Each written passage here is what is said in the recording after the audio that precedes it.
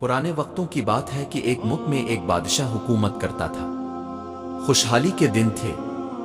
एक दिन बादशाह की मुलाकात एक दरवेश बुजुर्ग से हुई। बुजुर्ग बहुत ही नेक और परहेजगार था।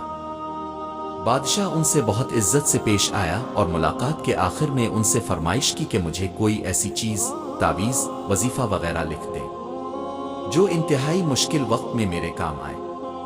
बुजुर्ग खामोश रहे, लेकिन बादशाह का असरार बढ़ा। तो उन्होंने एक कागज के टुकड़े पर कुछ लिख कर दिया और कहा कि इस कागज को इस वक्त खोलना जब तुम समझो कि बस अब इसके आगे तुम कुछ नहीं कर सकते, यानी इस कागज को इंतहाई मुश्किल वक्त में खोलना। कुदरत का करना ऐसा हुआ कि कुछ ही अरसे बाद इस मुल्क पर हमला हो गया और दुश्मन की फौज ने बादशाह की फौज को उलट पलट कर रख दिया।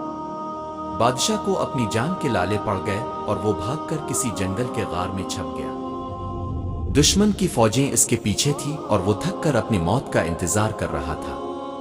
फिर अचानक इसके ज़हीन में दरवेश बाबा का दिया हुआ कागज याद आया। इसने अपनी जेबें टटवली तो वो कागज खुशकिस्मती से इसके पास ही था। सिपाहियों के जूतों की आहट इसके करीब आती सुनाई दे रही थी। अब इसके पास कागज खोलने के सिवा कोई चारा नहीं था। जब इसने कागज खोला तो इस पर लिखा हुआ था, ये वक्त भी गुजर जाएगा। बादशाह को बहुत गुस्सा आया कि बुजुर्ग ने मेरे साथ ये क्या खेल खेला है, लेकिन अफसोस वो कुछ नहीं कर सकता था। इसने तहरीर को कई बार पढ़ा, लेकिन इसकी समझ में कुछ नहीं आ रहा था कि दरवेश ने ये क्या लिखा है और ये क्यों लिखा है। बिलाखिर इसने अपनी तलवार पकड़ी और सिपाहियों का इंतजार करने लगा। सिपाही आए तो इसने मुकाबला किया और वो बच निकला। इसके बाद कई मुद्दत तक बादशाह बहुत खार हुआ। काफी साल वो इस मुसीबत को झेलता रहा। आखिरकार उसने दोबारा हिम्मत की और अपनी फौज इकट्ठी करना शुरू कर दी।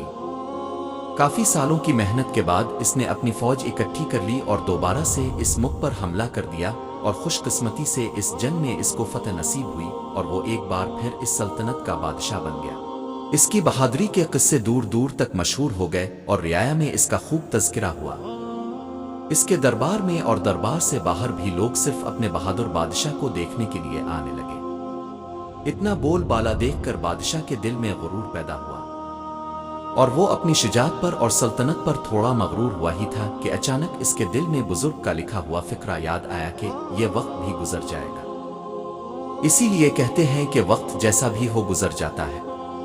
हमें चाहिए कि हम मुश्किल वक्त में सब्र का दामन अपने हाथ से न छोड़ें और अपने अच्छे वक्त में अपने आप को तकब्बुर से बचाएं, क्योंकि वक्त जैसा भी हो, अच्छा हो या बुरा हो, गुजर जाता है।